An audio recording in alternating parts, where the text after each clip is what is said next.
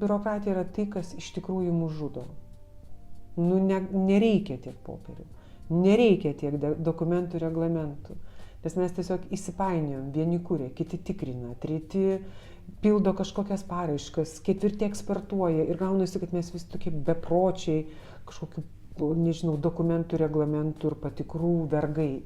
Buvau studijų prorektorė Vilniaus dailės akademijoje, tai to biurokratinio darbo buvo žiauriai daug ir aišku, kad vidinis pasipriešinimas tam buvo labai didelis.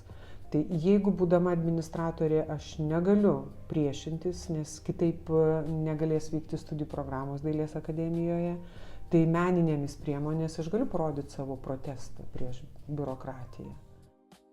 Buvo sausti pirmajame tame kilime, tai visi tie dokumentai, kurie buvo rengti tarptautiniai akreditacijai Vilniaus dailės akademijos, o dokumentus tuomet kūrė, žinoma, kad Švietimo ir mokslo ministerijos irgi, darbuotojai įgalinti tas visas tvarkas kurti, tai jie 4 vaikščiojo ir ieškojo savo parašų. O aš juokiausi, sakau, tai dabar žinosit, kad ne visada galbūt reikia prirašyti tokių dokumentų, kuriuos kažkas tiesiog paima ir įaudžia. Tai tiek jie ir verti tie dokumentai.